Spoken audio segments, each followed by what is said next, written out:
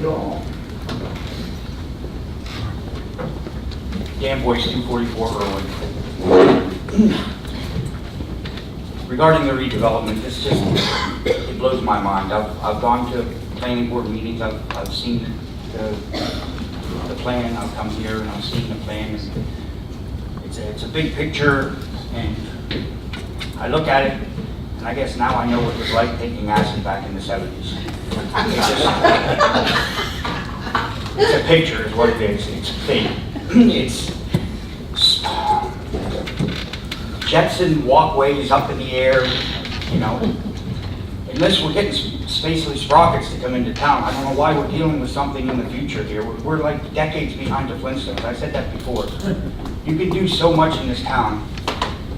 I agree with Mayor Ellis about putting town hall downtown, but it's in the, you know, in their development near the bridge is wrong. There's no logic to it whatsoever. I could take this over to the daycare, and the kids over there, the pre-kindergarten kids could probably come up with a much better plan. Okay? I went for a walk down South Main Street, and the parking lot that's right off of Main where sick graves, right there at Chappelle Park. Mayor Ellis mentioned it before. It's such a great idea about building a parking garage. You could put a 3-4 story garage there. It's not an eyesore. Nobody's going to be looking out their window, and it's going to be obstructing anybody's vision to anything, really, other than train tracks. Okay? From there, start. You could then approach the business next, where the tax bureau is and the ice cream shop is and that, and those homes there, and buy them. You get those properties from there down to Viking. If you could buy that, that would make a heck of a town hall right there. There you are in the center of town that's already has businesses started, that's already thriving, and start your redevelopment there. That's just something that even a single-digit IQ can figure that out, really. And you know, you use it as your hub and branch out. I've listened to it. They want to bring restaurants in and this and that. You have to think. Look at Easton right now. Realistically, Easton is killing themselves with their restaurants right now. Being in the business for 40-some years, people only have so much money to spend. Easton has been putting restaurants in and restaurants in and restaurants in. Now every time they put a restaurant in, they close another one. Okay? You're going to bring a restaurant in. You're going to bring 2 restaurants in. You're going to see someone go out of business. You're going to bring another restaurant in. You're going to see Sullivan's go out of business. You're shooting yourself in the foot. You have businesses that are here now when you have nothing in this town.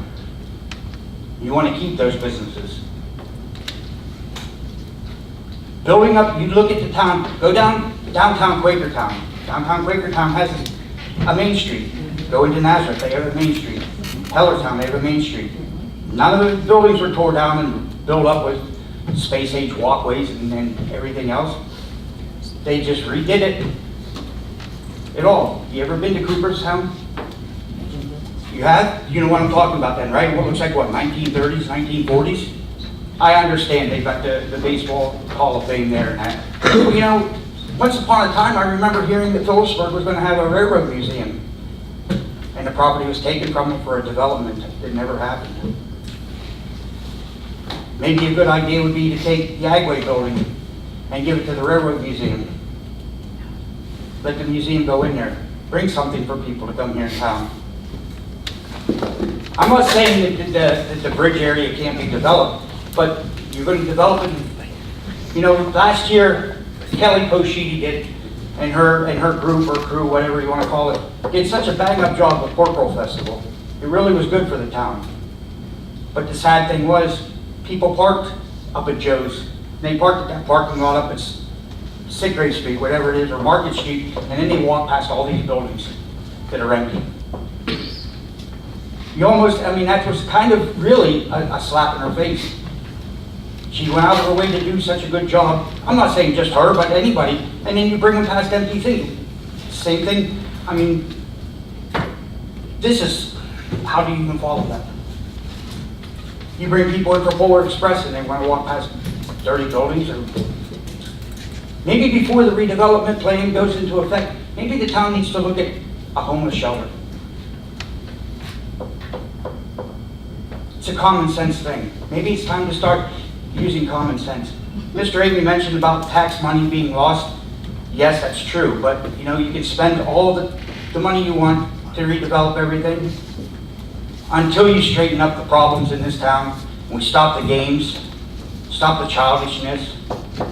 Nobody's going to come in here and spend money. Besides that, what developer's going to come into town where they drive 2 blocks and the whole suspension falls out from under their car?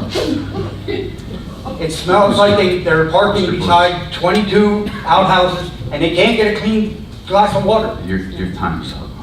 Thank you. Well, we're just getting started, right?